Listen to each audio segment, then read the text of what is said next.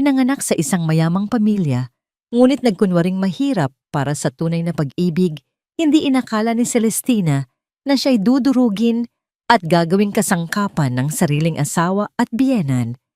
Nang mabunyag na ang lahat ay plano lamang upang agawin ang kanyang kayamanan. Pinili niyang hubarin ang anyo ng kahinaan at lumaban gamit ang kapangyarihang minamaliit nila. Ngunit ano ang mangyayari kapag ang babaeng itinulak sa sukdulan ang siyang magsimula ng paghuhukom? Handa ba ang mga traidor sa kapalit ng kanilang ginawa? Isang mapagpalang araw sa inyong lahat, mga minamahal naming tagapakinig. Handa na ba ang inyong mga puso para sa isang kwentong yayanig sa ating pananaw tungkol sa pag-ibig at pagtataksil? Sabi nila, ang pag-ibig ay kanlungan. Isang ligtas na lugar kung saan ka maaaring maging totoo. Pero paano kung ang mismong kanlungan na pinangarap mo ay isa palang kulungang gawa sa mga kasinungalingan? Halina't pakinggan natin ang kwento ni Celestina at ang kanyang kunwaring paraiso. Amoy pa lang ng kumukulong sinigang na baboy ay sapat na sanang magbigay ng nangiti sa mga labi ni Tina. Ito ang paborito ni Ricardo, ang asim-kilig na sabaw, ang malambot na karne, ang mga sariwang gulay. Lahat ay inihanda niya ng may pagmamahal. Ito ang maliit niyang paraan para ipaalala sa sarili na may pag-asa pa, na ang init ng pagmamahal nila noon ay maaari pang bumalik. Ano yang niluluto mo? Bakit amoy mahirap na naman? Ang matinis na boses ni Imelda, ang kanyang biyenan, ay tila kutsilyong humiwa sa katahimikan ng kusina. Napahigpit ang hawak ni Tina sa sandok. Ngumiti siya ng pilit bago humarap. Sinigang po, Mama. Paborito po ni Ricardo. Lumapit si Imelda sa kaldero, ang mga matay mapanuri, ang mga labi nakaismid. Paborito? Baka nun, ngayong may posisyon na siya sa kumpanya, dapat ay masanay na siya sa mas mataas na antas ng pagkain, hindi sa ganitong pangkaraniwan. Hindi nakasagot si Tina. Bawat salita ay isang karayom na tumutusok sa kanyang puso. Kumuha ng mangkok si Imelda. Maingat na sumandok si Tina ng mainit na sabaw at inilahad ito sa biyenan. Tikman niyo po, Mama. Masarap po yan. Tinanggap ni Imelda ang mangkok, ngunit sa halip na tikman, tila aksidente itong nadulas sa kanyang mga kamay. Crash! Ang tunog ng nabasag na babasagin ay umalingaw-ngaw sa sahig, kasabay ng pagkalat ng mainit na sabaw at mga sahog. Napatili si Tina sa gulat, napaurong para hindi mapaso. Naku, ang clumsy mo naman, Tina. Sigaw ni Imelda, kahit malinaw na siya ang may kasalanan. Tingnan mo ang ginawa mo. Sayang ang sahog. Ang ganitong pagkain ay hindi nababagay sa pamamahay na ito at lalong hindi nababagay sa magiging apo ko. Nanginginig ang mga kamay ni Tina habang pinagmamasdan ang nagkalat na pinaghirapan niya sa sahig. Ang mga mata niya'y nagsimulang manlabo dahil sa namumuong luha, ngunit pinigilan niya ito. Hindi siya iiyak. Hindi sa harap niya. Pumasok si Ricardo sa kusina, naalarma sa ingay. Nakita niya ang basag na mangkok, ang nagkalat na sinigang, ang galit na mukha ng kanyang ina, at ang namumutlang mukha ng kanyang asawa. Anong nangyari dito? Tanong niya. Itanong mo sa asawa mong walang ginawang tama. Sagot ni Imelda bago ito nagmarcha palabas ng kusina. Naiwan silang dalawa. Tumingin si Tina kay Ricardo. Ang mga matay nagmamakaawa. Naghahanap ng kahit katiting na pagtatanggol. Ngunit umiwas lang ito ng tingin. Dahan-dahan siyang nilapitan ni Ricardo. Hinawakan nito ang kanyang braso, pero hindi para ipagtanggol, para pakalmahin. Hayaan mo na, Tina. Bulong nito. Sapat lang para marinig nilang dalawa. Pagpasensyahan mo na si Mama. Para sa atin din naman to. Ang mga salitang iyon. Para sa atin din naman to. Iyon ang pinakamasakit sa lahat. Ang pakiusap na unawain ang isang bagay na hindi na niya kayang unawain. Ang pagpapaalala na sa laban na ito, nag-iisa lang siya. Tumango na lang si Tina. Walang lakas na sumagot. Naramdaman niyang may namatay sa loob niya sa mga sandaling iyon. Habang naglilinis siya ng sahig, bumalik sa kanyang alaala ang isang gabi. 2 taon na ang nakalipas. Umuulan noon. Pareho silang basang-basa sa ilalim ng isang waiting shed. Hinawakan ni Ricardo ang kanyang mga kamay. Ang mga mata nito'y kumikinang sa ilalim ng ilaw poste. "Celestina," sabi nito. Binabanggit ang buo niyang pangalan na bihirang gamitin ng iba. "Wala akong maipapangakong kayamanan sa'yo. Simple lang akong tao, pero ipinapangako ko, sa bawat paggising mo, mararamdaman mo na ikaw ang pinakamahalagang babae sa mundo. Pakasalan mo ako, Tina. Hayaan mong mahalin kita ng walang kapalit." Naniwala siya.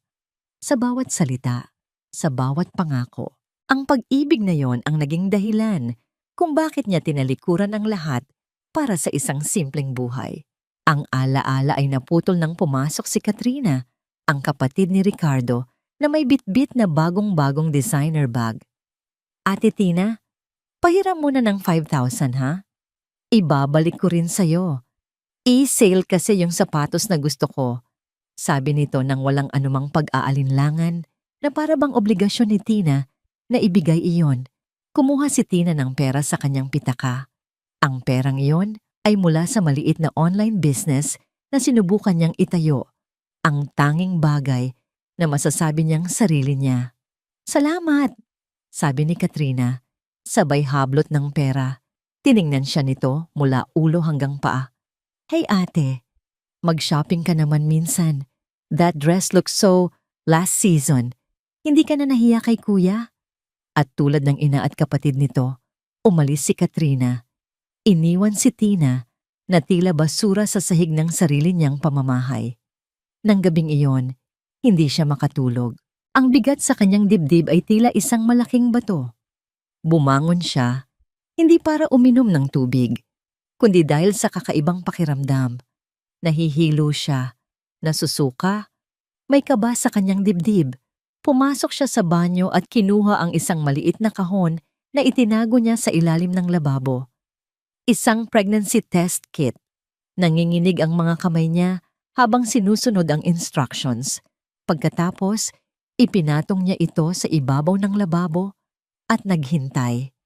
Ang bawat segundo ay tila isang oras. Tumingin siya sa salamin, sa babaeng unti-unting nawawalan ng kislap sa mga mata.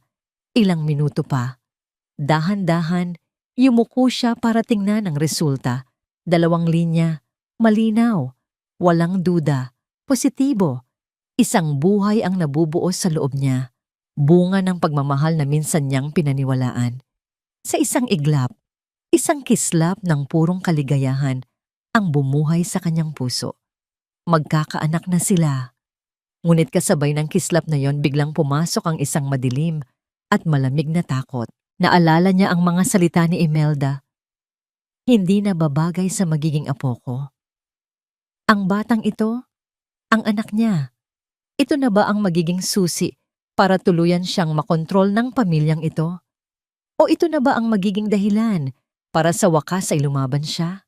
Hawak ni Tina ang pregnancy test kit na tila isa itong mamahaling hiyas. Sa loob ng 2 linyang iyon ay naroon ang isang pangarap at isang pangamba. Isang bagong buhay na maaaring maging tulay pabalik sa pagmamahal o isang bagong kadena na lalong magkukulong sa kanya. Pinili niyang kumapit sa pag-asa. Huminga siya ng malalim bago lumabas ng banyo.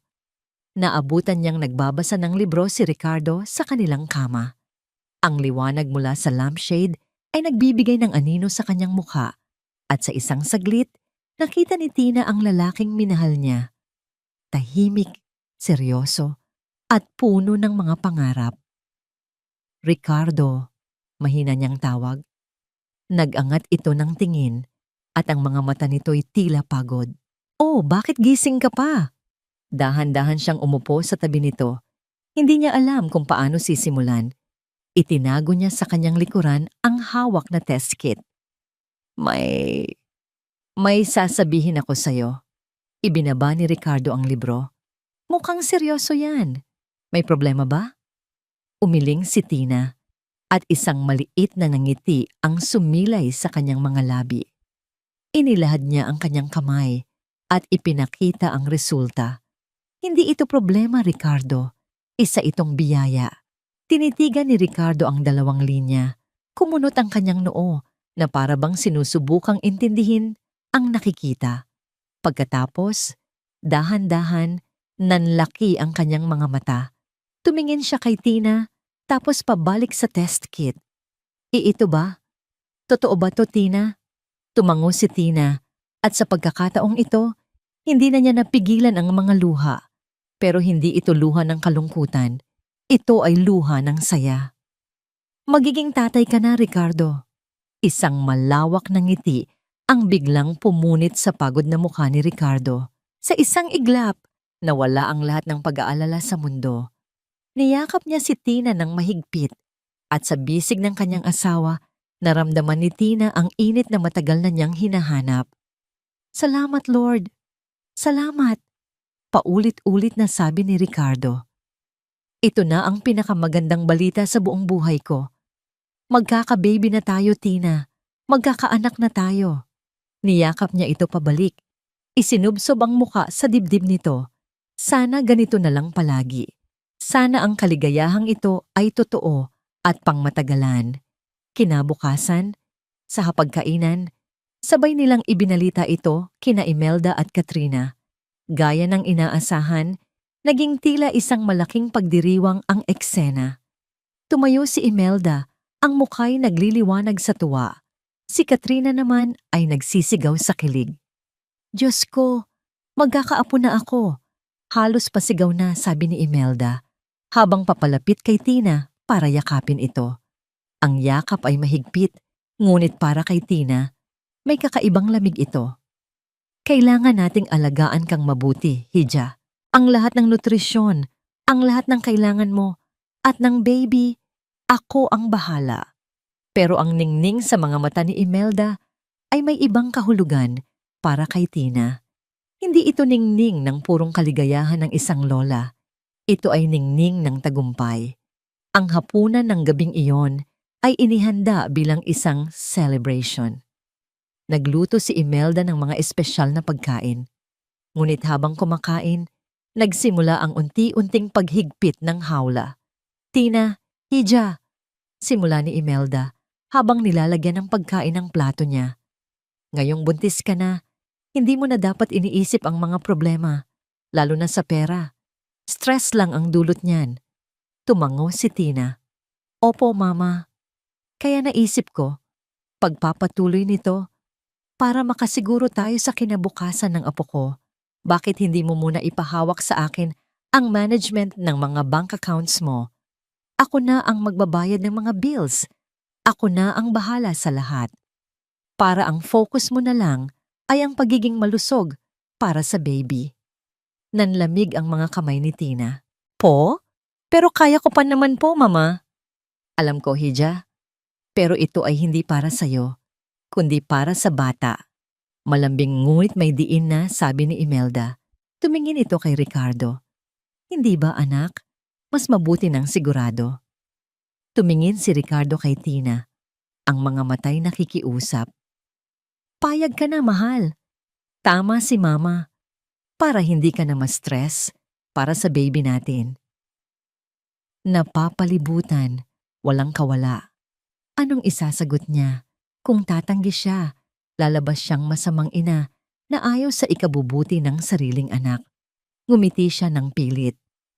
Sige po, kayo po ang bahala. Very good, sabi ni Imelda. Sabay palakpak.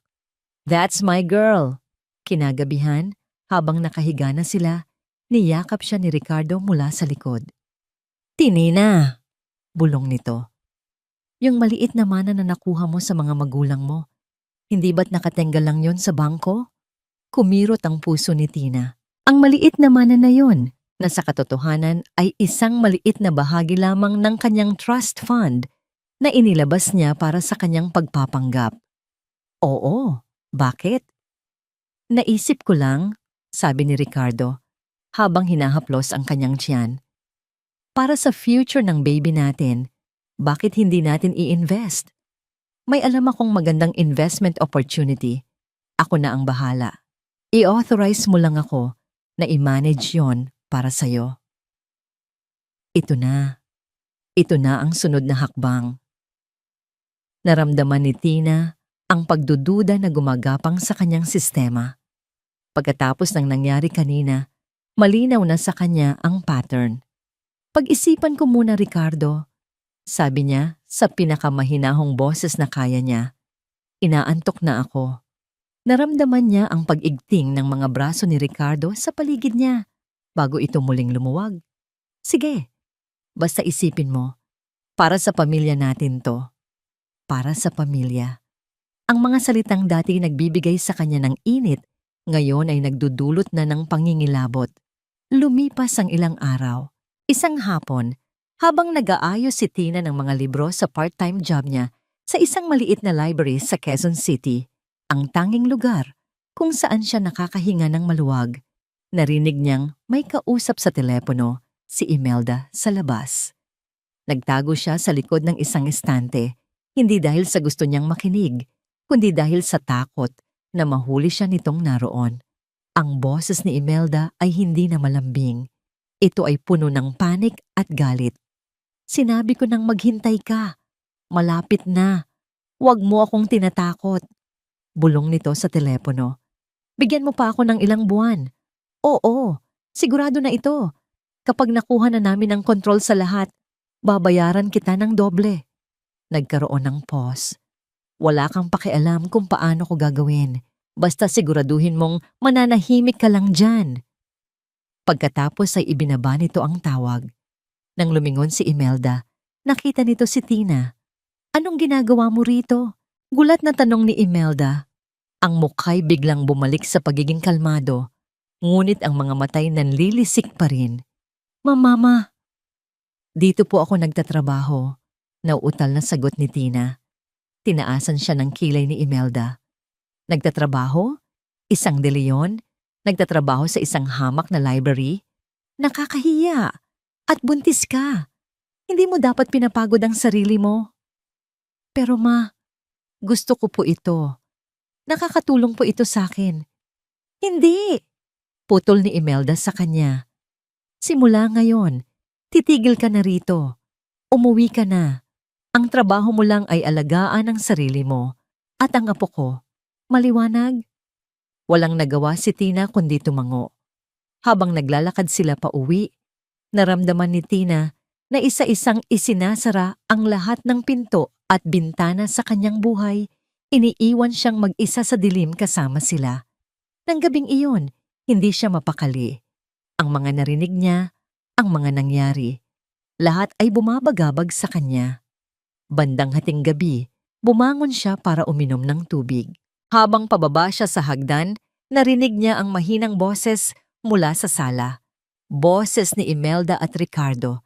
Dahan-dahan siyang naglakad, nagtatago sa dilim. Sigurado ka ba dyan, ma?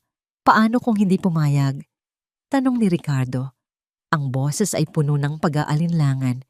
Narinig ni Tina ang pag-inom ni Imelda. Kailangang pumayag, Ricardo. Wala na tayong ibang pagpipilian. Lubog na tayo sa utang dahil sa palpak na transaksyon na yon. Isang maling galaw. Kulungan ang bagsak ko. Natahimik si Ricardo. Nagpatuloy si Imelda at ang boses nito ay naging kasing lamig ng yelo. Kaya kailangan nating kumilos ng tama. Kapag naipanganak na ang bata, wala nang silbi sa atin ang babaeng yan. Siguraduhin mong mapipirmahan niya ang mga papeles. Sa sandaling iyon, gumuho ang mundo ni Celestina. Ang bawat salita ay isang pako na ibinabaon sa kanyang kabaong. Ang pag-asa, ang katiting na pag-asa na kanyang pinanghahawakan ay biglang naging abo at naglaho sa hangin. Hindi siya ang mahal, hindi siya ang asawa. Isa lang siyang kasangkapan, isang susi. At ang kanyang anak, ang kanyang pinakamamahal na anak, ay isa lamang premyo sa kanilang masamang laro. Napatakip si Tina sa kanyang bibig para pigilan ang isang hikbi. Dahan-dahan siyang umatras pabalik sa dilim ng hagdanan. Ang puso'y basag na basag sa 1,000 piraso. Ito na. Ito na ang unang lamat. Ang lamat na hinding-hindi na kailanman maaayos pa. Ang bawat hakbang paakyat ng hagdan ay tila 1 milya ang layo. Hindi maramdaman ni Tina ang kanyang mga paa. Hindi niya marinig ang sariling paghinga. Ang tanging nararamdaman niya ay ang malamig na espasyo sa loob ng kanyang dibdib kung saan dati naroon ang kanyang puso. Kapag naipanganak na ang bata, wala nang silbi sa atin ang babaeng yan. Siguraduhin mong mapipirmahan niya ang mga papeles. Ang mga salita ni Imelda ay paulit-ulit na umuugong sa kanyang isipan. Isang malupit na echo na pumapatay sa bawat masasayang alaala na minsan niyang iningatan. Ang halik ni Ricardo, ang yakap nito, ang mga pangako. Lahat ay kasinungalingan. Lahat ay isang palabas. Dahan-dahan niyang isinara ang pinto ng kanilang kwarto. Ang tunog ng pag-click nito ay parang tunog ng pagsasara ng isang kabaong. Nakita niya si Ricardo na mahimbing na natutulog sa kama. Ang mukha'y payapa, walang bakas ng kasalanan. Ang lalaking pinagkatiwalaan niya ng kanyang buhay, ng kanyang kinabukasan, at ng batang dinadala niya. Isang mapait na ngiti ang gumuhit sa kanyang mga labi. Ang galing nilang artista. Pumasok siya sa banyo at hinarap ang salamin. Ang babaeng nakatingin pabalik sa kanya ay may mga matang basag at puno ng sakit. Isang estranghero. Sino ang babaeng ito na handang magpakamartir para sa isang pekeng pag-ibig? Sino ang babaeng ito na hinayaang tapak-tapakan ang kanyang pagkatao kapalit ng mga yakap na walang laman? Dumulas ang isang butil ng luha sa kanyang pisngi. Sinundan pa ng isa at isa pa hanggang sa naging isang tahimik na agos. Umiyak siya. Hindi para kay Ricardo, hindi para sa pamilyang De Leon. Umiyak siya para sa babaeng minsang nangarap, para sa babaeng simple at puno ng tiwala na pinatay nila ng gabing iyon. Hinawakan niya ang kanyang tiyan, ang anak niya, ang dugo at laman niya. Sila ang gustong kumuha nito? Sila ang gustong magnakaw ng kinabukasan ng anak niya? Biglang huminto ang pag-agos ng kanyang luha. Huminga siya ng malalim at sa pagbuga niya ng hangin, kasabay nitong nawala ang kahinaan. Kumuha siya ng tissue at marahas na pinunasan ang kanyang mukha. Tinitigan niya ang sarili sa salamin. Paalam, Tina. Bulong niya sa sarili. Ang boses niya ay hindi na nanginginig. Ito ay matigas, malamig, at buo. Tapos na ang pagpapanggap. Ang babaeng lumabas ng banyo ay hindi na ang asawang api. Siya ay si Celestina Sandoval at hindi siya nagpapatalo. Kinabukasan, nagising si Tina ng maaga para ipaghanda ng almusal ang pamilya. Sinigang na naman, pero ngayon, iba na ang timpla. Hindi na ito niluto na may pagmamahal. Niluto ito ng may katumpakan, isang gawain na kailangang tapusin. Nang bumaba si Imelda, nakasimangot ito gaya ng dati. Himala, maaga ka yata ngayon. Ngumiti si Tina. Isang nangiting abot sa mata, pero hindi umaabot sa puso. Gusto ko lang po kayong pagsilbihan, Mama. Naisip ko po ang sinabi ninyo kagabi. Tama po kayo. Kailangan kong mag-focus sa baby. Napahinto si Imelda. Tiningnan siya nito ng may pagdududa, pero agad ding napalitan ng kasiyahan. Ang kasiyahan ng isang predator na akala ay sumuko na ang kanyang biktima. Mabuti naman at natauhan ka na. So, tungkol sa bank accounts? Inaayos ko na po ang authorization letter, Mama. Mabilis na sagot ni Tina habang nagsasandok ng kanin. Ibibigay ko po kay Ricardo mamaya para mapirmahan. Lumabas si Ricardo mula sa kwarto, humahalakhak. Talaga mahal? Pumapayag ka na? Nilapitan siya ni Tina at inayos ang kwelyo ng polo nito. Tinitigan niya ito sa mata. Hinahanap ang kahit katiting na konsensya, pero wala siyang nakita kundi kasakiman. Oo naman, Ricardo. Para sa pamilya, di ba? Niyakap siya ni Ricardo. The best ka talaga, Tina. Pangako, palalaguin ko ang pera natin. Pinigilan ni Tina ang sarili na mandiri sa hawak nito. Alam ko, sagot niya. Alam kong gagawin mo ang nararapat. Buong araw, naging perpektong asawa si Tina. Naglaba, naglinis, sumunod sa bawat utos ni Imelda nang walang reklamo. Pinanood niya silang magdiwang ng palihim. Rinig niya ang bulungan ni na Imelda at Katrina tungkol sa mga bagong damit na bibili nila kapag nakuha na nila ang pera. Hinayaan niya sila. Hayaan silang magsaya. Mas masakit ang pagbagsak kapag nanggaling ka sa itaas. Pagsapit ng hating gabi, tahimik ang buong bahay.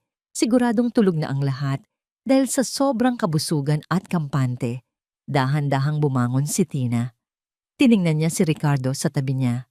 Tulog mantika. Walang ingay siyang lumabas ng kwarto. Ang bawat hakbang ay maingat, tila isang pusa sa dilim. Bumaba siya patungo sa bodega sa likod ng kusina. Dito nakatambak ang mga basura na dinala niya mula sa kanyang lumang apartment. Mga gamit na ayaw ipasok ni Imelda sa main house dahil baduy at luma. Binuksan niya ang ilaw.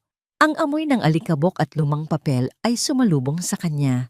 Hinanap niya ang isang lumang karton na may label na college books. Sa ilalim ng mga lumang libro at notebooks, nakapa niya ang hinahanap niya. Isang maliit na kahon ng sapatos. Binuksan niya ito. Sa loob, nakabalot sa panyo, ay ang isang lumang cellphone. Isang modelo na sikat 10 taon na ang nakakaraan. Kinuha niya ito. Matagal na itong hindi nagagamit pero lagi niya itong charge bawat buwan bilang backup. Ito ang kanyang lifeline. Ito ang tanging koneksyon niya sa buhay na tinalikuran niya. Pinindot niya ang power button. Nagdasal siya. Sige na, gumana ka. Umilaw ang screen. May kaunting battery pa. Mabilis ang tibok ng puso ni Tina. Tumingin siya sa pinto ng bodega, sinisiguradong walang nakasunod. Pagkatapos, dinayal niya ang nag-iisang numero na nakasave sa SIM card. Isang ring, 2 ring. Sa pangatlong ring, may sumagot. Walang hello. Walang tanong kung sino ito. Ma'am Celestina, ang boses sa kabilang linya ay baritono, kalmado, at puno ng respeto. Matagal na po kaming naghihintay sa tawag ninyo. Napapikit si Tina nang marinig ang boses ni Ramon Aguilar. Ang kanyang tapat na kanang kamay. Ang taong nagpatakbo ng imperyo habang naglalaro siya ng bahay-bahayan.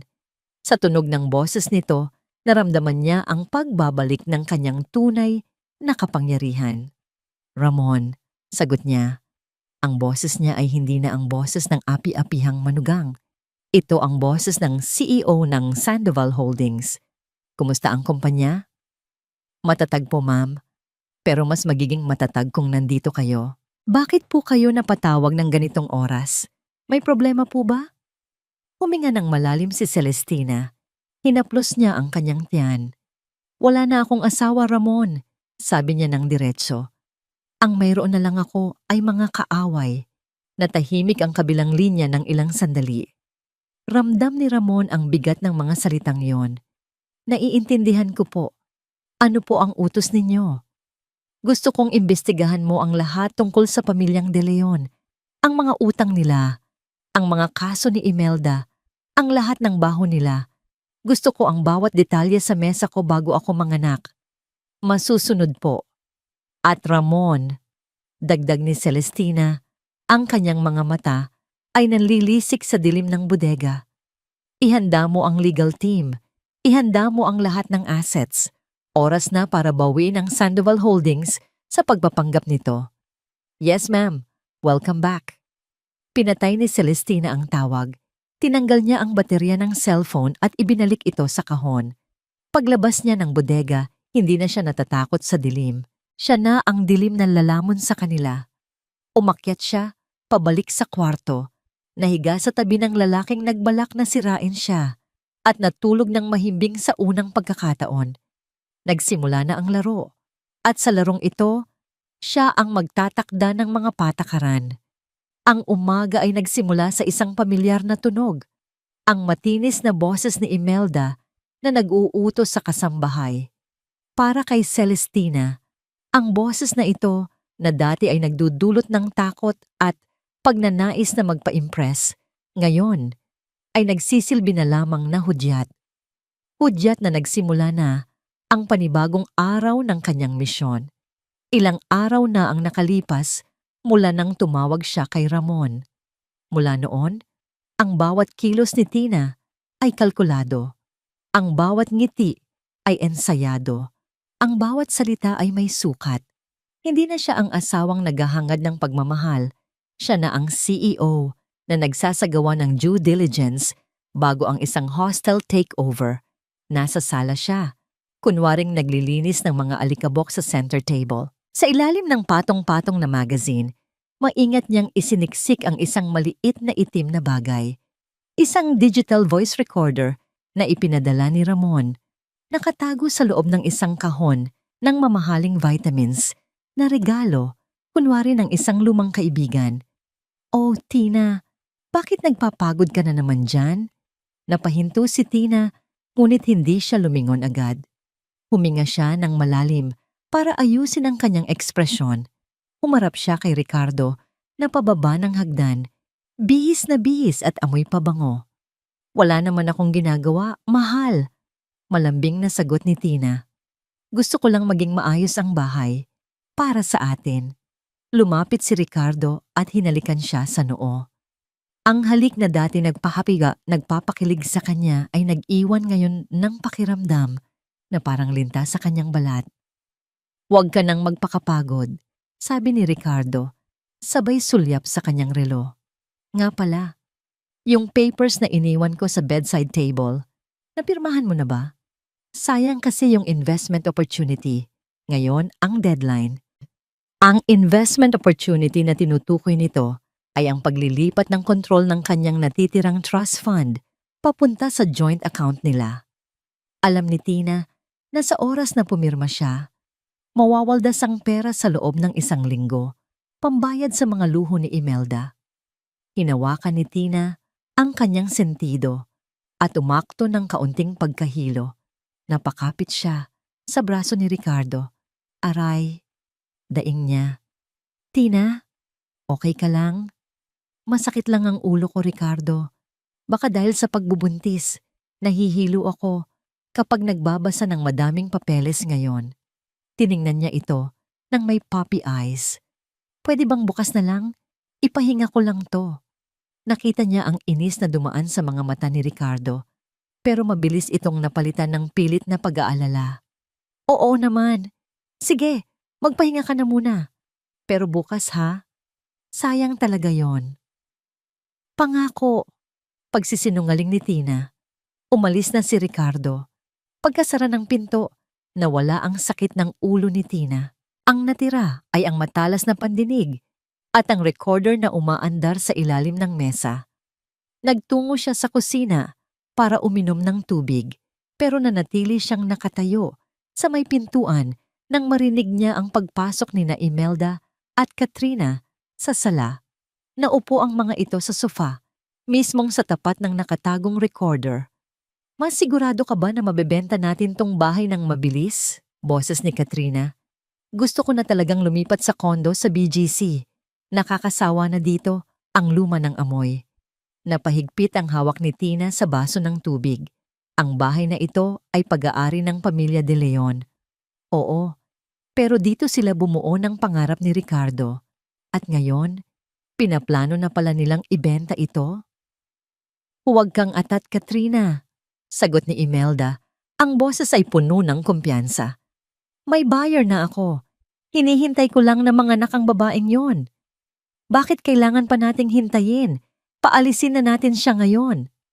"Gaga, kailangan natin ang pirma niya para sa custody ng bata at sa transfer ng mga assets niya. Kapag nakuha na natin ang pera niya at ang bata, saka natin siya itatapon at saka natin ibebenta tong bahay para makapagsimula tayo ng bagong buhay. Buhay na walang sabit." Tumawa si Katrina. "Sabagay, Kawawa naman si Ate Tina. Akala niya yata prinsesa siya dito. Yun pala, incubator lang. Nagtawanan ng mag-ina. Ang tawa nila ay parang kuko na gumuguhit sa blackboard. Masakit sa tenga, masakit sa puso. Sa kusina, nanginginig ang buong katawan ni Tina. Hindi sa takot, kundi sa galit. Gusto niyang sumugod sa sala, isampal sa mga mukha nila ang katotohanan na kaya niyang bilhin ang buong angkan nila ng 10 beses. Pero hindi pa ngayon. Tumawa lang kayo, bulong niya sa sarili habang ang mga luha ng puot ay namumuo sa kanyang mga mata. Dahil yan na ang huling tawa ninyo. Kinabukasan, habang nasa trabaho si Ricardo at nasa spa sina Imelda at Katrina, sinimulan ni Tina ang susunod na bahagi ng kanyang plano. Pumasok siya sa bawal na kwarto, ang home office ni Ricardo na palaging nakakandado. Pero hindi nila alam, noong mga panahong masunuring asawa pa si Tina, nakita niya kung saan itinatago ni Ricardo ang duplicate key sa ilalim ng isang paso sa garden. Pumasok siya sa kwarto, amoy tabako at lumang papel. Mabilis ang kanyang kilos. Binuksan niya ang mga drawer, hinahalungkat ang mga dokumento, bills, notice of disconnection, credit card statements na puro over-limit. Nakita niya kung gaano kalala ang sitwasyon. Ang pamilyang De Leon ay hindi lang mahirap, sila ay lubog sa utang. Ang marangyang pamumuhay nila ay isang bula na malapit ng pumutok at siya ang ginawa nilang karayom para manatili itong buo. Sa ilalim ng isang tumpok ng mga papel, may nakita siyang isang kahon na gawa sa metal. Nakalak ito, pero madali lang itong buksan gamit ang isang hair clip, isang trick na natutunan niya noong bata pa siya at tumatakas sa kanyang mga bodyguards. Bumukas ang kahon. Sa loob, hindi pera o alahas ang laman. Mga sulat, mga legal na dokumento. Kinuha niya ang pinakaitaas na papel, isang sabina para kay Imelda De Leon, kaso estafa at falsification of public documents. Petsa, 5 taon na ang nakakaraan. Binasa niya ang kasunod na dokumento, isang kasulatan mula sa isang Victims Association. Hinihingi nila ang pagbabalik ng milyon-milyong pisong na-invest sa isang pekeng kumpanya na itinayo ni Imelda. Nanlaki ang mga mata ni Tina. Hindi lang pala simpleng pagka-bankrupt. Si Imelda ay isang con artist, isang kriminal. Kaya pala desperado sila. Kaya pala kailangan nila ng pera. Hindi para sa luho, kundi para hindi makulong si Imelda. Ginagamit nila si Tina bilang panakipbutas sa krimen ng ina ni Ricardo. Kinuha ni Tina ang kanyang cellphone at kinuna ng litrato ang bawat pahina. Ang bawat click ng camera ay parang tunog ng baril na ikinakasa. Biglang may naririnig siyang tunog sa labas. Ang gate, bumukas at sumara. Nandyan na sila. Mabilis na ibinalik ni Tina ang mga papel sa kahon. Nilak niya ito at ibinalik sa ilalim ng tumpok. Tumakbo siya palabas ng opisina, nilak ang pinto, at ibinalik ang susi sa garden. Hingal na hingal siyang nakarating sa kusina, sakto sa pagpasok ni Imelda sa main door. "Tina!"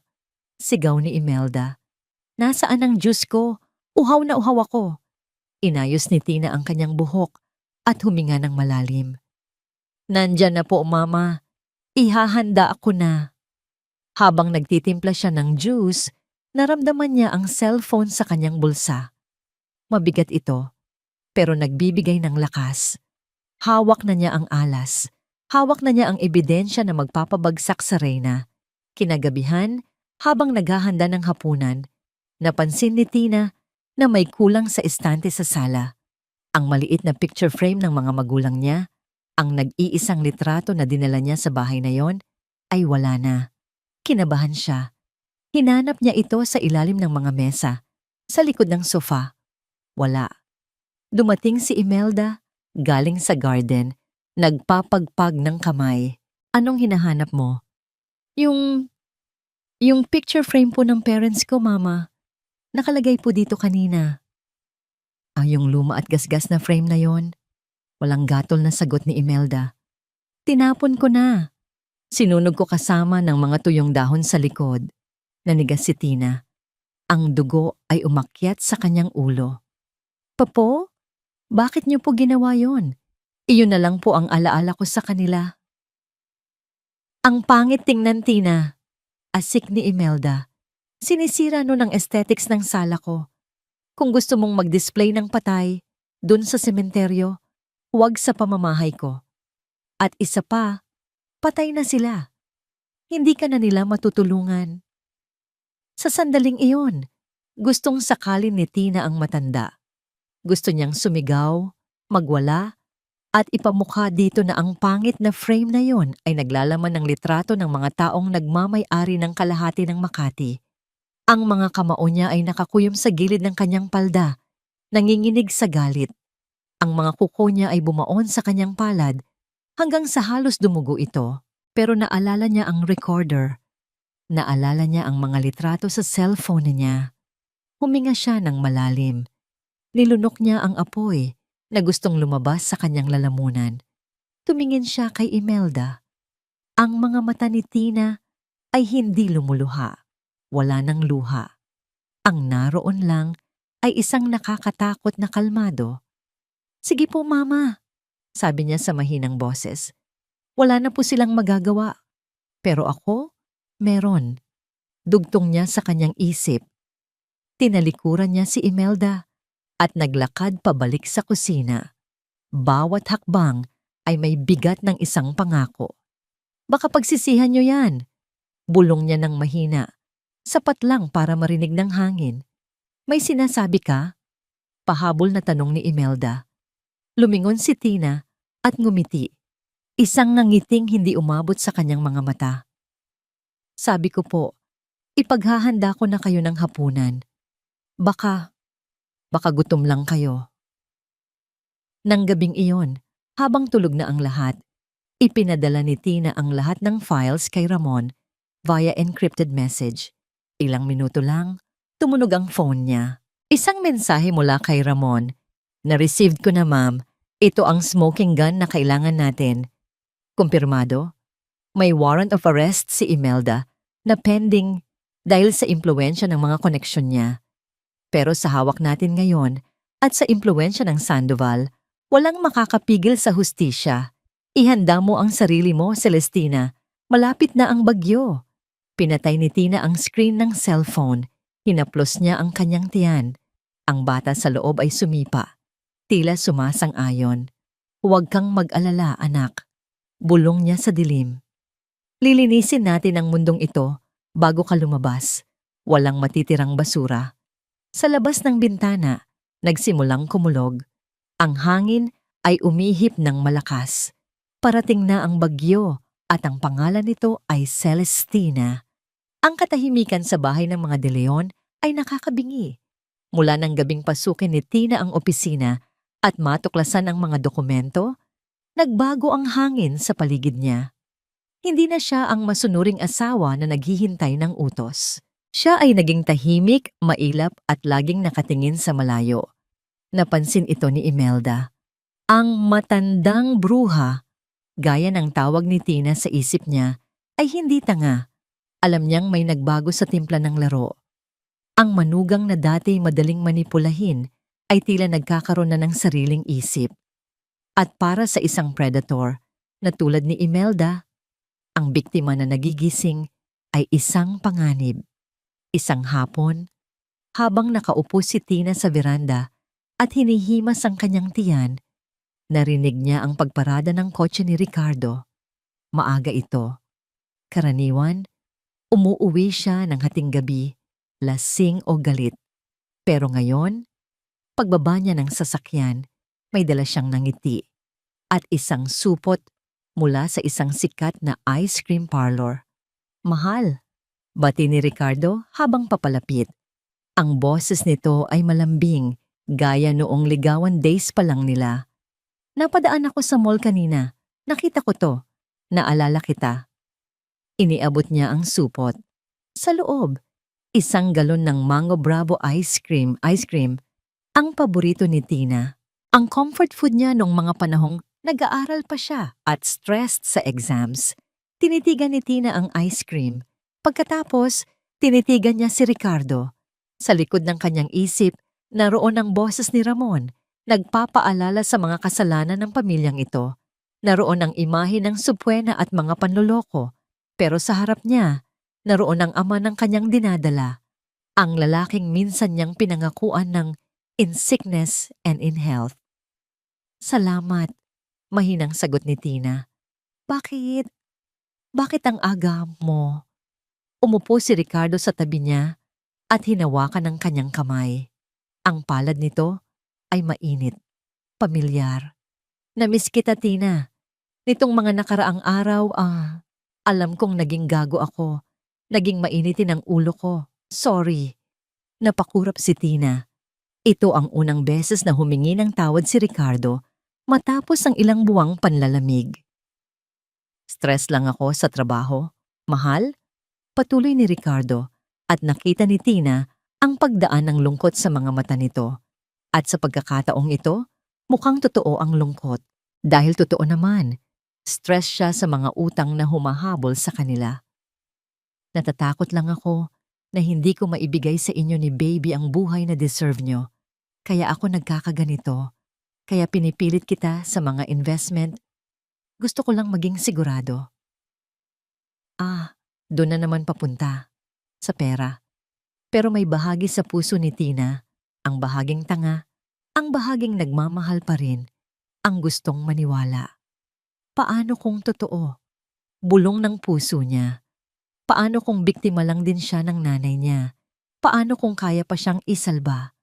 Ang pagbubuntis ay nagpapabaha ng hormones sa kanyang katawan at ang pangungulila sa pagmamahal ay isang matinding kalaban. Kumain na tayo. Yaya ni Ricardo, pinuputo lang pag-iisip ni Tina. Baka matunaw pa yan. Pumasok sila sa loob. Walang Imelda, walang Katrina. Silang dalawa lang. Kumain sila ng ice cream sa sala. Nagkwentuhan. Inungkat ni Ricardo ang mga masasayang alaala. Ang first date nila sa Intramuros. Ang pagkain nila ng street food, ang araw ng kasal nila. Tumatawa si Ricardo. At sa bawat halakhak nito, nababawasan ang bigat sa dibdib ni Tina. Unti-unti, bumababa ang pader na itinayo niya. Naalala mo nung nag-propose ako? Tanong ni Ricardo habang pinupunasan ang mantsa ng ice cream sa gilid ng labi ni Tina gamit ang kanyang hinlalaki. Ang haplos ay kuryenteng gumapang sa balat ni Tina. Oo, sagot ni Tina. Ang boses ay nanginginig. Umuulan noon. Sabi ko sa'yo, ikaw lang ang babaeng mamahalin ko. Bulong ni Ricardo. Tinitigan siya nito sa mata. At totoo pa rin yon, Tina. Maniwala ka. Ginagawa ko ang lahat para sa atin. Niyakap siya nito. Ang amoy ng pabango ni Ricardo, ang init ng katawan nito. Ito ang tahanan na hinahanap-hanap ni Tina. Pumikit siya. Hinayaan niyang tumulo ang luha sa kanyang pisngi. Sana totoo na lang, dasal niya. Sana mali ang mga hinala ko. Sana mali ang mga ebidensya. Sa gabing iyon, tila bumalik sila sa dati. Nanood sila ng pelikula sa sofa. Nakasandal ang ulo ni Tina sa balikat ni Ricardo habang ang kamay ng asawa ay nakapatong sa kanyang tiyan. Hinihimas ang kanilang anak. Ang likot niya, natutuwang sabi ni Ricardo nang sumipa ang bata. Excited na siyang lumabas, sagot ni Tina. Excited na rin akong makita siya.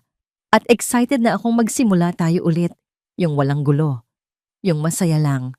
Sa sandaling iyon, muntik nang sabihin ni Tina ang totoo. Muntik na niyang sabihin, Ricardo, mayaman ako. Hindi natin kailangan ng investment schemes ng nanay mo. Kaya kong bayaran lahat ng utang niyo. Basta piliin mo lang ako. Ako lang, wag sila. Nasa dulo na ng dila niya ang katotohanan. Gusto niyang isalba ang asawa niya mula sa impluwensya ni Imelda. Gusto niyang bigyan ito ng pagkakataong maging mabuting ama. Pero bago pa siya makapagsalita, humikab si Ricardo. Pagod na ako, mahal, sabi nito. Dito na lang muna ako matutulog sa tabi mo. Hindi nagtagal, narinig na ni Tina ang mabibigat na paghinga ni Ricardo.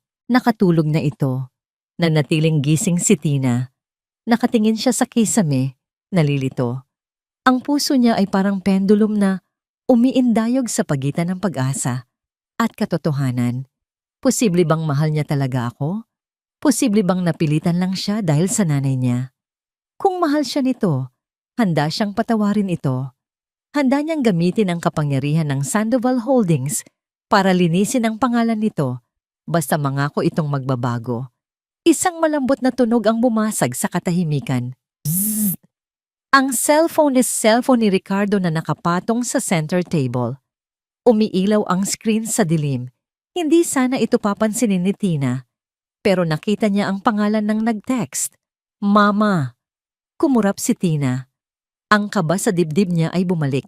Dahan-dahan, maingat na hindi magising si Ricardo, inabot niya ang cellphone. Hindi ito nakalock. Bakit nga naman ilalak ni Ricardo? Ang alam niya ay tanga at masunuring asawa si Tina na hindi nangingialam ng gamit. Binuksan niya ang mensahe. Ang liwanag ng screen ay tila isang flash ng kidlat na nagbigay linaw sa madilim na gabi ng kanyang puso. Ang text ni Imelda. Kamusta na? Bumibigay na ba ang gaga? Siguraduhin mong mapapapirma mo siya bukas at huwag kang masyadong didikit sa kanya, baka mahawa ka ng amoy lupa. Tandaan mo, kapag nakuha na natin ang pera, goodbye na sa kanya at sa anak niyang pabigat. At sa ibaba may reply na nakadraft si Ricardo bago ito nakatulog pero hindi na send. Nakalagay sa draft, "Oo ma, malambot na. Konting bola na lang, pipirma na to. Tiis-tiis lang ako sa drama niya. Excited na ako sa hatian natin." Binitawan ni Tina ang cellphone na parang napaso siya. Ang lamig. Biglang naging napakalamig ng buong sala. Ang kaninang init ng yakap, ang tamis ng ice cream, ang mga pangako ng bagong simula. Lahat ay naging abo. Tumingin siya sa natutulog na si Ricardo. Ang mukha nito ay payapa pa rin. Walang konsensya, walang pagmamahal. Ang lahat ng nangyari ngayong gabi, ang date, ang lambing, ang paghihimas sa tiyan ay scripted. Parte lang ng plano. Konting bola na lang. Ang luha na tumulo sa mata ni Tina ay hindi na luha ng lungkot. Ito ay luha ng pamamaalam. Sa gabing ito, namatay na ng tuluyan si Celestina ang asawa. Wala nang natirang pag-asa, wala nang baka sakali. Ang natira na lang ay ang katotohanan. Siya ay isang target, ang anak niya ay isang commodity, at ang asawa niya ay isang kaaway. Dahan-dahan, pinunasan ni Tina ang kanyang mukha. Kinuha niya ang cellphone niya at kinunan ng litrato ang text message at ang draft reply. Dagdag ebidensya. Ibinalik niya ang phone ni Ricardo sa mesa, sa eksaktong pwesto nito. Humiga siya ulit sa tabi ng lalaking iyon ngayon. Tinitigan niya ang likod nito. Gusto mo ng hatian, Ricardo? Isip ni Tina. Ang kanyang isip ay kasing talim ng labaha. Ibibigay ko sa iyo ang hatian na nararapat sa iyo. Hahatiin ko ang buhay mo hanggang sa walang matira, kundi pagsisisi. Pumikit siya, hindi para matulog, kundi para maghanda. Bukas, magsisimula ang huling yugto ng kanyang pagbabalat kayo. At sa pagkakataong ito, siya na ang magiging pinakamagaling na aktres sa dulang ito. Ang araw ng paghuhukom ay dumating ng mas mabilis kaysa sa inaasahan ni Tina. Maaga pa lang, abala na ang buong kabahayan. Nagbihis si Imelda ng kanyang pinakamagandang terno. Suot ang mga alahas na alam ni Tina ay peke naman. Si Ricardo ay hindi mapakali. Palakad-lakad sa sala habang inaayos ang kanyang kurbata. Para silang mga buwitreng naghahanda sa isang piyesta at si Tina ang main course. "Tina!" tawag ni Imelda mula sa sala. "Bumaba ka na dyan. Paparating na si Atty. Cruz. Huwag mong paghintayin ang bisita." Huminga ng malalim si Celestina. Tiningnan niya ang sarili sa salamin. Wala siyang make-up. Nakasuot siya ng isang simpleng duster na nagmumukha siyang kawawa at walang laban. Ito ang gusto nilang makita. Ang babaeng sumuko na. Opo, mama, sagot niya. Ang boses ay sadyang pinalambot at pinahina. Pagbaba niya, sakto namang pagtunog ng doorbell. Nagkatinginan sina Imelda at Ricardo. Nakita ni Tina ang kislap ng kasakiman sa mga mata nila.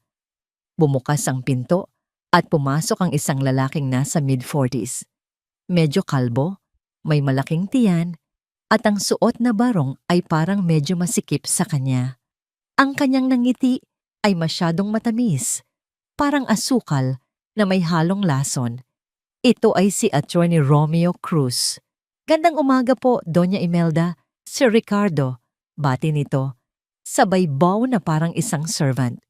At ito na po siguro ang misis nyo? Tumingin ito kay Tina. Nanliit ang pakiramdam ni Tina sa paraan ng pagtingin nito. Parang tinatantiya kung magkano ang halaga niya sa kilo.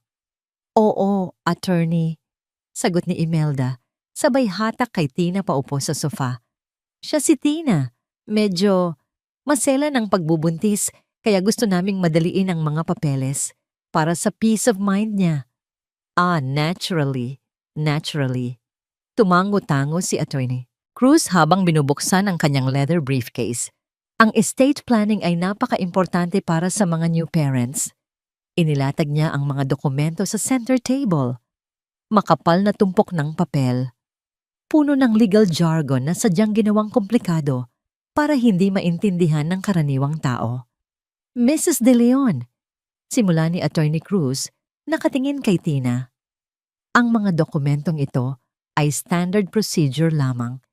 Ito ay isang special power of attorney na nagbibigay karapatan sa iyong asawa at biyenan na pamahalaan ang iyong mga assets habang ikaw ay incapacitated o busy sa panganganak. At ito naman, turo niya sa isa pang papel, ay waiver of rights sa ilang properties para mailipat sa pangalan ng magiging anak niyo for tax purposes. Tax purposes, incapacitated. Gustong matawa ni Tina. Napakagaling nilang magbalot ng basura sa magandang regalo.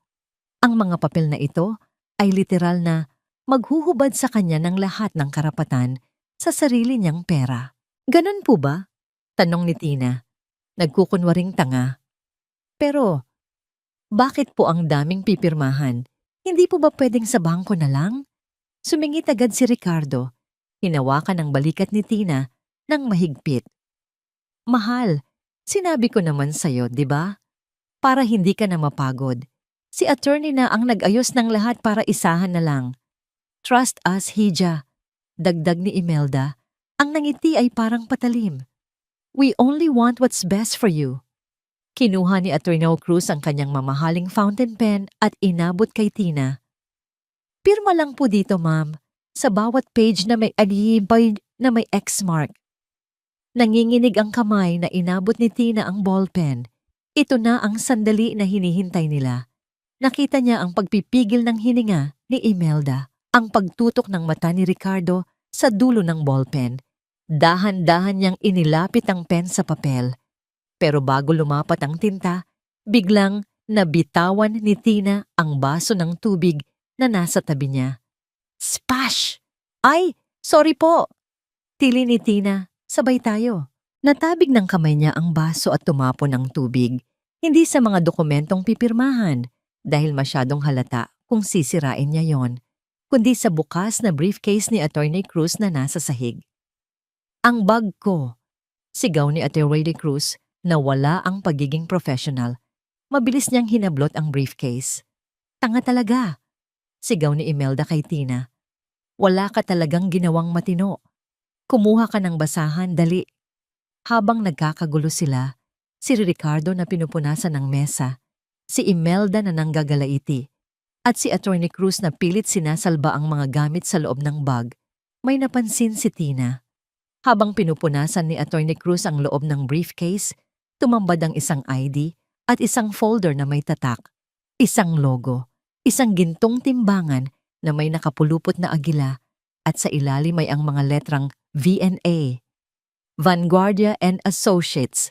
Parang kidlat na tumama kay Tina ang memorya. Noong bata pa siya, madalas siyang maglaro sa opisina ng daddy niya. Naalala niya ang logo na yon. Iyon ang law firm na humahawak sa mga dirty works at aggressive acquisitions ng Sandoval Holdings noon. Isang subsidiary na kontrolado mismo ng pamilya niya. Bakit hawak ng chief lawyer na ito ang folder ng VNA? Sorry po talaga, sabi ni Tina. Kunwari natataranta habang inaabot ang tissue. Mag-CR lang po ako sandali. Kukuha ako ng tuwalya. Bilisan mo. Bulyaw ni Imelda. Tumakbo si Tina papasok sa powder room sa ilalim ng hagdan. Nilock niya ang pinto. Nanginginig ang mga kamay, hindi sa takot, kundi sa excitement. Binuksan niya ang kanyang hidden phone. Mabilis siyang nag-type kay Ramon. Ramon, ang abogado nila. Si Attorney Romeo Cruz. May dalang folder ng Vanguardia and Associates. Sino siya? Ang bawat segundo ay parang oras. Rinig niya sa labas ang pagmumura ni Imelda at ang pagpapaliwanag ni Ricardo kay attorney. Beep! Reply ni Ramon. Binasa ni Tina ang mensahe at napahawak siya sa lababo para hindi matumba. Ma'am Celestina, ang Vanguardia and Associates ay 100% owned ng Sandoval Holdings. Si Attorney Cruz ay isa sa mga retainer lawyers natin para sa mga low-profile cases. Hindi siya cheap, ma'am. Magaling siya magpanggap. Hawak natin siya sa leeg. Napanganga si Tina. Ang abogadong kinuha nila para lokohin siya ay empleyado-yado din niya. Nag-vibrate ulit ang phone. Isa pang text mula kay Ramon. Tatawagan ko siya ngayon din. Bumalik ka dyan at umakto ng normal. Within 2 minutes, kakampi na natin siya. Let him gather the evidence for us legally. Enjoy the show, ma'am. Napangiti si Tina. Isang tunay na ngiti. Ang tadhana nga naman, minsan ay may sense of humor. Ang akala nilang alas ay isa palang patibong na sila mismo ang nagdala sa loob ng bahay. Huminga siya ng malalim, inayos ang buhok, at flinu siyang inidoro para kunwari ay gumamit siya. Paglabas niya, kalmado na ang lahat. Nakaupo na ulit si Attorney Cruz, pinupunasan ang kanyang salamin. Medyo basa ang kanyang barong pero nakangiti pa rin ito. Pasensya na po talaga, attorney, sabi ni Tina. Umupo ulit sa pwesto niya. Okay lang, Mrs. De Leon. Accidents happen, sabi ni Attorney Cruz. Biglang tumunog ang cellphone ni Attorney Cruz. Isang seryosong ringtone. Excuse me po, kailangan ko lang sagutin ito. Emergency sa opisina. Paalam ni Cruz. Tumayo ito at lumayo ng kaunti, papunta sa may bintana. Pinanood ni Tina ang likod ni Attorney Cruz. Nakita niya ang pagtango nito. Nakita niya ang biglang pagtuwid ng tayo nito. Ang dating slouching posture ng isang corrupt lawyer ay biglang naging tindig militar. Yes, sir. Opo. Naiintindihan ko po. Masusunod. Yes. Ma'am Celestina? Opo. Nang lumingon si Attorney Cruz, nagtama ang paningin nila ni Tina. Wala na ang mapangutya at manlolokong tingin kanina. Ang nakita ni Tina ay takot, respeto, at pagkilala. Alam na niya. Bahagyang tumango si Attorney Cruz kay Tina. Isang maliit na tango na silang dalawa lang ang nakapansin. Bumalik si Cruz sa mesa. Iba na ang aura nito. Mas formal, mas seryoso. Oh, attorney, okay na ba? Pirmahan na natin? Atat na tanong ni Imelda. Ngumiti si Attorney Cruz kay Imelda. Opo, Doña Imelda. Pirmahan na natin.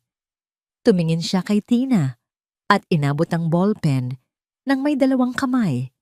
Tanda ng respeto. Ma'am, pakipirmahan na po. Huwag po kayong mag-alala. Sisiguraduhin kong nasa tamang kamay ang lahat. Naintindihan ni Tina ang ibig sabihin nito. Ang mga dokumentong ito ay magiging ebidensya ng coercion at fraud. Kinuha ni Tina ang ballpen. Tumingin siya kay Ricardo, tapos kay Imelda.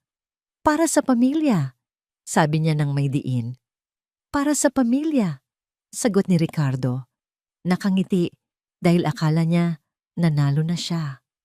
Pumirma si Tina, Celestina Sandoval de Leon. Sa bawat pirma, naramdaman niya ang pagkahulog ng pamilyang De Leon sa sarili nilang bitag. Hindi nila alam, ang abogadong ito ang magiging testigo na magpapadurog sa kanila sa korte. Nang matapos ang pirmahan, nagkamayan sila. "Congratulations," sabi ni Attorney Cruz kay Ricardo. "Hawak niyo na ang kinabukasan." "Salamat, Attorney," sagot ni Ricardo. Halos maiyak sa tuwa. Nang paalis na si Attorney Cruz, lumingon ito muli kay Tina bago sumakay ng kotse. Sumaludo ito ng palihim. Isinara ni Tina ang pinto. Narinig niya ang sigawan ng tuwa ni na Imelda at Katrina sa sala. Nagbubukas na sila ng champagne. "Yes, mayaman na tayo," tili ni Katrina. Napailing na lang si Tina. Umakyat siya sa hagdan, pabalik sa kanyang kwarto. Ngayon, hawak na niya ang ebidensya, hawak na niya ang abogado. At higit sa lahat, alam na niya kung gaano katanga ang mga kalaban niya. Hinaplos niya ang kanyang tiyan. "Malapit na, anak," bulong niya. Malapit nang matapos ang palabas. Sa ibaba, nagdiriwang ang mga daga. Hindi nila alam na ang pusa ay nakangisi sa dilim, handang-handa ng manunggab. Ang tunog ng mga kubyertos na tumatama sa porselanang plato ay tila musika sa pandinig ni na Imelda, Ricardo, at Katrina. Para kay Celestina, ito ay tunog ng huling hapunan ng mga bilanggong hindi pa nakakaalam sa kanilang sentensya. Nasa hapagkainan sila, pinagsasaluhan ng isang mamahaling steak na ipinabili ni Imelda gamit ang credit card na nakapangalan kay Tina. Ang credit card na pansamantalang hiniram nito kahapon para sa emergency groceries daw, pero ang inuwi ay mga imported na karne at alak. Tahimik na kumakain si Tina sa dulo ng mesa. Ang plato niya ay hindi steak, pritong isda at gulay lang ang laman nito. Masyadong mataba ang steak para sa buntis, ang katwiran ni Imelda kanina. "Masama sa baby, maggulay ka na lang." Pero hindi na yun ininda ni Tina. Sa isip niya, "Sige lang, magpakabusog kayo. Kailangan nyo ng lakas para sa pagbagsak nyo." "So ma," panimula ni Katrina habang hinihiwa ang karne, ang mga matay nagniningning sa excitement. "Tuloy na ba tayo sa Europe next month? Nakita ko na yung itinerary na sinend ng travel agency. Ang ganda ng hotel sa Paris." Tumawa si Imelda, isang tawang puno ng yabang. Sumimsim ito ng wine. "Oo naman, anak. Ngayong naayos na ni Ricardo at ni attorney ang mga assets, wala na tayong dapat ipag-alala. Deserve natin ang bakasyon matapos ang lahat ng stress natin." Tumingin si Imelda kay Tina nang may mapangutyang ngiti. "Di ba, Tina? Masaya ka naman para sa amin, hindi ba? Tutal, para din naman ito sa future ng pamilya." Dahan-dahang nag-angat ng tingin si Tina. Nilunok niya ang kapirasong isda bago sumagot. Ang mukha niya ay walang bahid ng galit, tanging ang sanay na pagpapakumbaba. "Opo, Mama," sagot niya ng mahinahon. "Masaya po ako na makakapagpahinga na kayo. Dahil sa kulungan, mahabang-mahaba ang pahinga ninyo." Dugtong niya sa kanyang isip. "Ikaw, Ricardo?" Baling ni Katrina sa kapatid. "Sasamahan mo ba ako mag-shopping sa Milan? Kailangan ko ng bagong winter coat, yung Gucci o kaya Prada." Ngumunguyang tumango si Ricardo. "Oo ba? Basta ba huwag mong uubusin lahat ng budget natin. May tinitingnan din akong sports car pagbalik natin." Nagtawanan sila. Pinag-uusapan nila ang pera ni Tina na parang napanalunan nila sa loto. Hindi man lang nila naisip na ang babaeng nagmamay-ari ng perang yon ay nasa harap nila, kumakain ng tira-tira at malapit ng manganak sa anak na magiging tagapagmana ng lahat. Pagkatapos ng hapunan, naiwan si Tina para magligpit ng pinagkainan. Hindi na siya nagreklamo. Hinugasan niya ang bawat plato ng maingat. Habang tumutulo ang tubig sa gripo, naramdaman niya ang kakaibang bigat sa kanyang puson. Huminto siya sandali at humawak sa gilid ng lababo. Huminga siya ng malalim. "Huwag muna ngayon, anak." Bulong niya sa kanyang tiyan. Tapusin lang ni Mama ang trabaho. Nang matapos siya sa kusina, umakyat siya sa kwarto. Naabutan niya si Ricardo na nag-aayos ng gamit sa cabinet. May inilabas itong isang plastic bag mula sa isang murang department store. "Oh," sabi ni Ricardo, sabay hagis ng plastic bag sa kama, sa paanan ni Tina. "Ano to?" tanong ni Tina. "Damit, para sa panganganak mo," sagot ni Ricardo nang hindi tumitingin. "Bumili na ako kanina habang pauwi. Sayang naman kung gagamitin mo pa yung mga magaganda mong damit sa ospital. Madudumihan lang ng dugo at kung ano-ano. Yan na lang suotin mo. Mura lang yan sa Divisoria." Binuksan ni Tina ang plastic. Sa loob ay isang manipis na duster na kulay kupas na asul. Ang tela ay magaspang. Halatang madaling mapunit. Napatingin siya sa asawa niya. Kanina lang, pinag-uusapan nila ang Gucci at Prada at sports car. Pero para sa asawang manganganak sa panganay niya, ang kaya lang ibigay ay duster na wala pang 100 piso. Ito ang halaga niya sa kanila. Mas mababa pa sa basahan. Naramdaman ni Tina ang pagkirot ng puso niya.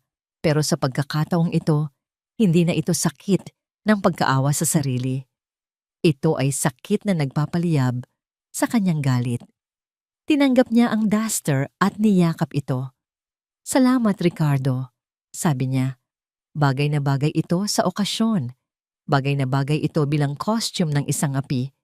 Para mas lalong magmukhang demonyo kayo sa paningin ng mundo. Isip niya. "Matutulog na ako," sabi ni Ricardo, humihikab. "Huwag kang malikot ha.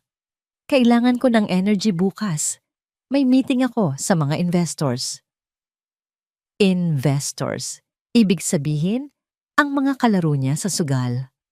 Tumalikod na si Ricardo at nagtalukbong ng kumot. Hindi nahiga si Tina. Sa halip, kinuha niya ang duster at lumabas ng kwarto. Dahan-dahan siyang naglakad patungo sa kabilang dulo ng hallway sa kwartong inilaan para sa baby. Binuksan niya ang pinto. Madilim sa loob. Tanging ang liwanag ng buwan mula sa bintana ang nagbibigay ilaw. Ang nursery na ito ay si Tina mismo ang nag-ayos. Walang itinulong sina Imelda o Ricardo. Siya ang nagpintura ng mga pader ng kulay pastel blue. Siya ang nagbuo ng crib. Siya ang nagtahi ng mga kurtina. Ito lang ang lugar sa bahay na ito na puno ng pagmamahal. Umupo siya sa rocking chair, sa tabi ng crib. Hinaplos niya ang malambot na kutsyon. "Anak," bulong niya sa katahimikan. "Pasensya ka na ha. Pasensya ka na kung dito ka ipinaglihi, kung sa ganitong pamilya ka napunta." Naramdaman niya ang pagsipa ng bata. Malakas. Napangiti si Tina habang tumutulo ang luha sa kanyang pisngi. "Huwag kang mag-alala. Hindi ka magiging katulad nila. Hindi ka lalaking sakim. Hindi ka lalaking manloloko. Palalakihin kitang matapang at marunong magmahal." Tumingin siya sa bintana, sa mga ilaw ng lungsod sa malayo. Sa kung saan, naroon ang building ng Sandoval Holdings, ang tunay niyang kaharian. "Bukas," sabi niya, "o sa makalawa, aalis na tayo dito. Hindi na tayo babalik. Iiwan natin ang impyernong ito." Tumayo siya para ayusin ang mga nakatuping lampin sa ibabaw ng cabinet. Bigla, naramdaman niya ulit ang sakit. Pero ngayon, hindi na ito simpleng bigat lang. Para itong kidlat na tumama sa kanyang balakang at gumapang pababa. "Ah!" Napasigaw si Tina at napakapit sa gilid ng crib. Nanlaki ang mga mata niya. Ang sakit ay matalas, tumatagos, at pagkatapos, naramdaman niya ang pagdaloy ng mainit na likido sa kanyang mga hita. Pumutok na ang panubigan, nanginginig ang mga tuhod niya, napaupo siya sa sahig. Heto na ang oras. "Ricardo?" Tawag niya, pero mahina lang ang boses na lumabas. Kailangan niyang tumayo. Kailangan niyang humingi ng tulong, kahit sa mga kaaway niya, dahil hindi niya kayang ilabas ang batang ito ng mag-isa. Pinilit niyang tumayo, kumakapit sa pader. Ang bawat hakbang ay parusa. Ang pawis ay nagsimulang tumulos sa kanyang noo. Binuksan niya ang pinto ng nursery at sumigaw ng buong lakas. "Ricardo! Mama!" Ilang saglit ng katahimikan. Pagkatapos, narinig niya ang kalabog mula sa kwarto nila. Bumukas ang pinto at lumabas si Ricardo. Gulo-gulo ang buhok, mukhang inis na inis. "Ano ba yon, Tina? Ang ingay-ingay mo. Natutulog ang tao eh." Bulyaw nito mula sa hallway. Tumingala si Tina. Nakasandal sa pader, hawak ang kanyang tiyan. Ang mukha niya ay namimilipit sa sakit, pero ang mga mata niya ay nakapako kay Ricardo. "Manganganak na ako," sabi niya. Ang boses ay humahagulgol, pero may halong diin. "Dalhin mo na ako sa ospital. Ngayon na." Lumabas din si Imelda mula sa kwarto nito. Nakarobe. "Diyos ko, ngayon pa talaga? 2:00 ng madaling araw?" Reklamo nito. "Napakaabala mo talagang babae ka." "Bilisan niyo na!" Sigaw ni Tina.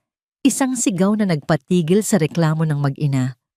Sa unang pagkakataon, narinig nila ang tunay na boses ni Celestina. Hindi boses ng katulong, kundi boses ng isang inang lumalaban. Nagkatinginan sina Ricardo at Imelda. Nakita ni Tina ang pagpapalitan nila ng tingin. Hindi pag-aalala ang naroon, kundi calculation. "Ito na," sabi ng mga mata nila. Ilalabas na ang ginto. Tumakbo si Ricardo palapit para alalayan siya, pero tinabig ni Tina ang kamay nito. "Kaya ko," sabi ni Tina, habang pilit na naglalakad pababa ng hagdan. "Ihanda mo na lang ang sasakyan." Habang bumababa siya, bawat baitang ay tila isang hakbang papalayo sa kanyang nakaraan. Ang sakit ng panganganak ay wala kumpara sa sakit ng pagtataksil. At ang sakit na yon, ang magiging gasolina niya. Nasa isip niya ang plano. Ang abogado. Si Ramon. Ang mga ebidensya. "Magkita-kita tayo sa ospital," isip ni Tina habang isinasakay siya sa kotse. "Doon natin tatapusin ang lahat." Ang gabi ng pagpapanggap ay tapos na. Ang madaling araw ng paghuhukom ay nagsimula na. Ang bawat lubak sa kalsada ay parang libu-libong karayom na tumutusok sa likod ni Celestina. Bawat preno ng sasakyan ay isang alon ng sakit na bumabalot sa kanyang buong katawan. Nakakapit siya sa handle ng pinto. Ang mga buto sa kanyang daliri ay kulay puti na sa higpit. Ang bawat paghinga niya ay isang laban. "Ricardo, bilisan mo!" Sigaw ni Imelda mula sa passenger seat, hindi dahil sa pag-aalala kay Tina, kundi dahil sa pagkainip. "Para kang pagong magmaneho. Baka sa kotse pa yan, manganak. Ang laking abala." "Ginagawa ko na, ma." Pabalik na sigaw ni Ricardo. Ang mga matay salitan na tumitingin sa daan at sa rearview mirror kung saan nakikita niya ang namimilipit na asawa. "Traffic kasi." Hindi na sumagot si Tina. Itinuon niya ang lahat ng kanyang lakas sa paghinga, sa pagkontrol sa sakit. "Hinga, Celestina. Hinga. Para sa anak mo." Nang sa wakas ay marating nila ang emergency entrance ng St. Luke's Medical Center sa Global City, may mga nurse na agad na sumalubong sa kanila na may dalang wheelchair. Tila inaasahan na ang pagdating nila.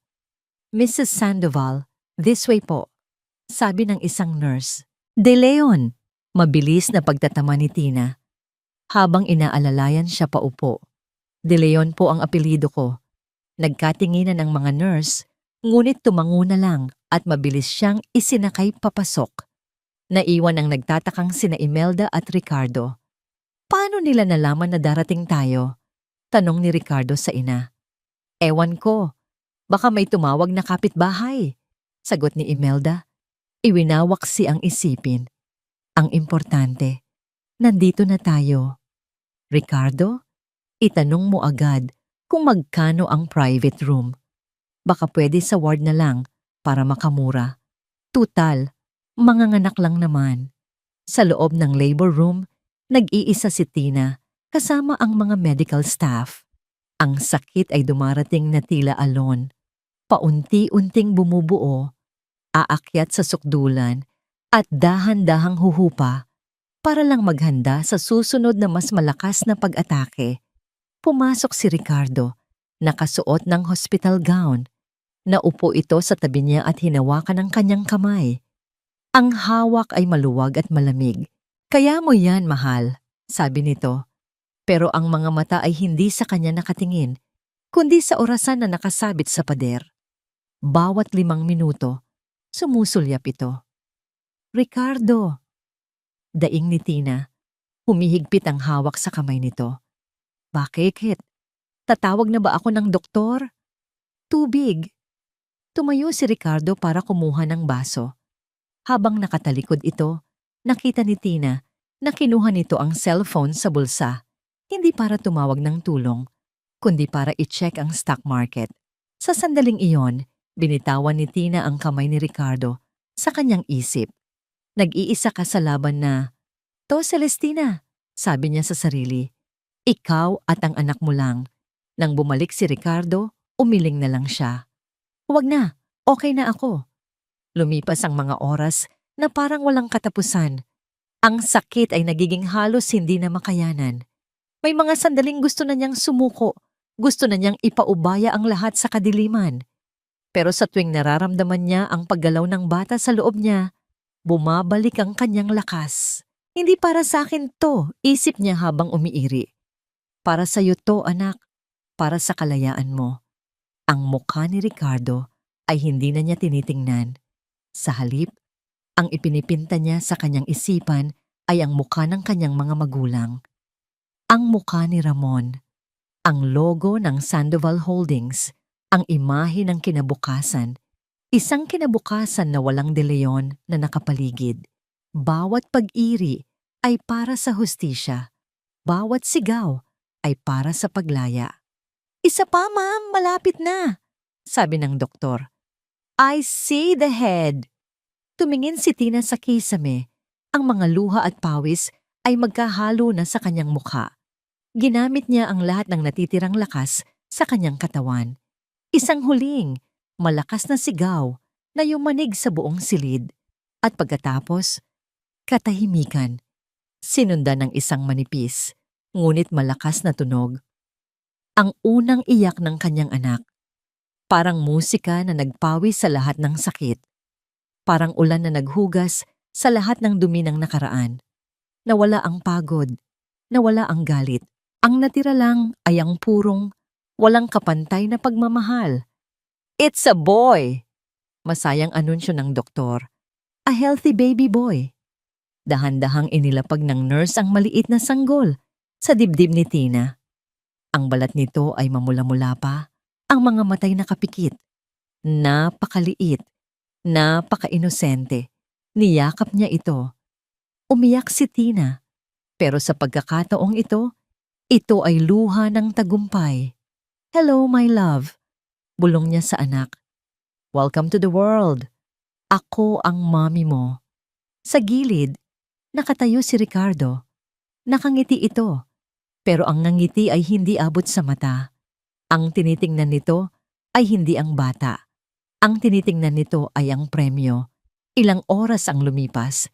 Nailipat na si Tina sa isang private recovery room. Isang bagay na ikinagalit ni Imelda pero wala itong nagawa dahil hospital policy daw para sa mga bagong panganak. Payapa ang paligid. Mahimbing na natutulog ang kanyang anak sa bassinet sa tabi ng kama. Hawak ni Tina ang maliliit nitong daliri. Ninanamnam ang bawat sandali. Sa wakas, naramdaman niya ang kapayapaan. Pero alam niyang ang kapayapaang ito ay panandalian lamang. Ang tunay na laban ay magsisimula na. Bigla, bumukas ng malakas ang pinto. Walang katok, walang paalam. Pumasok si Imelda. Ang muka ay parang general na susugod sa giyera. Kasunod niya si Ricardo na umiiwas ng tingin. Sa likod nila, si Katrina na abala sa pag-text sa cellphone. At sa huli, si Attorney Romeo Cruz, bit-bit ang kanyang leather briefcase. Napahigpit ang hawak ni Tina sa kumot. Heto na sila. "Aba, gising ka pa pala," bungad ni Imelda. Ang boses ay walang anumang lambing. Tiningnan nito ang bata sa bassinet na parang isang bagay na binili sa mall. Maganda ang lahi, mukhang magiging gwapo. Hindi sumagot si Tina. Hinintay niya ang susunod na sasabihin. Lumapit si Imelda sa paanan ng kama. Ang mga mata nito ay malamig at walang emosyon. Tumingin ito kay Tina na parang dumi. Tapos na ang pagpapanggap, Tina.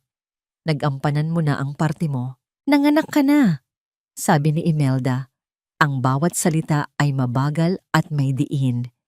Lumapit si Attorney Cruz at inilatag ang mga dokumento sa ibabaw ng bedside table.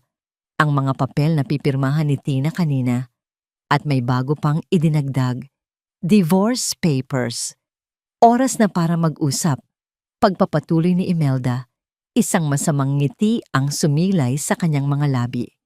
Tumingin ito kay Tina, sa bata, at pabalik kay Tina. Ito na ang katapusan mo. Ang hangin sa loob ng kwarto ay tila yelo. Malamig, mabigat, at nakakasakal. Ang bawat salita ni Imelda ay parang patalim na lumilipad sa ere, naghahanap ng target. Ngunit si Celestina, na nakahiga sa kama, ay hindi na susugatan. Siya ay parang salamin na sumasalamin lamang sa kapangitan ng mga nasa harap niya. Ano, Tina? Nabibingi ka na ba? Pag-uulit ni Imelda na iniinip.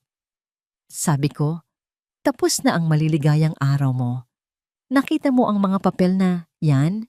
Divorce petition at isang kasulatan na nagsasabing isinusuko mo ang lahat ng karapatan mo sa bata. Pipirmahan mo yan ngayon. Hindi gumalaw si Tina. Tinitigan niya lang si Imelda, ang mga matay malalim at hindi mabasa. Nagpatuloy si Imelda sa kanyang litanya ng pang-aalipusta.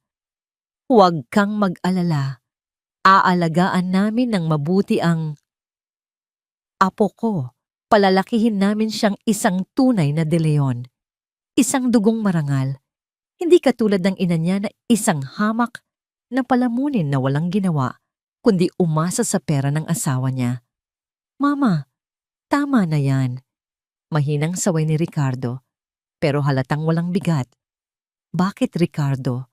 Nagsasabi lang ako ng totoo.